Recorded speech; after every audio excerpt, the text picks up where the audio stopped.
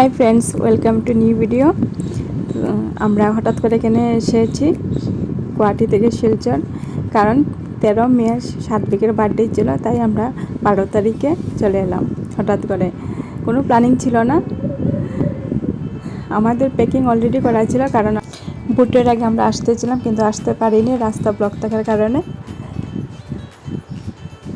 তো আমাদের ট্রেন ছিল রাত্রে 10:30টায়, কিন্তু আমরা বেরিয়ে গেছি 9:30টার দিকে।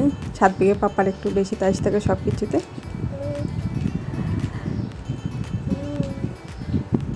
আমরা গুয়াহাটি স্টেশনে এসে পৌঁছে গিয়েছি। তারপরে তো সবাই ট্রেনে বসে গিয়েছে, আর ট্রেনটা রাইট টাইমই ছেড়েছিল, লেট করেনি। বাইরের দৃশ্যটা কি সুন্দর দেখুন রাত্রেবেলা, আমার মা দেখছেন। এটা ছিল সকালবেলার দৃশ্য, কি সুন্দর দৃশ্য দেখুন। সারা রাত্র তো ঘুমিয়ে এসেছি, কিছু দেখিনি। সাত্বিকের পাপা ঘুমায়নি, সাত্বিকের জন্য টেনশন করছিল। আমরা ঘুমিয়েছি অল্প অল্প। আর সাত্বিকের কি দুষ্টামি, ও শুধু নিচে নামবে, থাকবে না। আমাদের ট্রেনটা এসে পৌঁছে গেছে সকাল 10টায়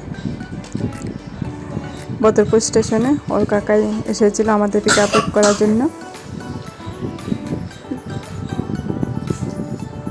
গাড়িটা দেখে সাত্বিক অনেক খুশি হয়েছিল, অনেকদিন পরে গাড়িতে গেছে। ও বায়না করছিল ও চালাবে গাড়ি, ও কাকার কোলে বসে বসে গাড়ি চালাচ্ছে। তারপর আমরা ফাইনালি চলে এলাম আমাদের ঘরে। সাত্বিক দেখুন কী করছে, ওর টাম্মির সঙ্গে ঘরে ঢুকছে।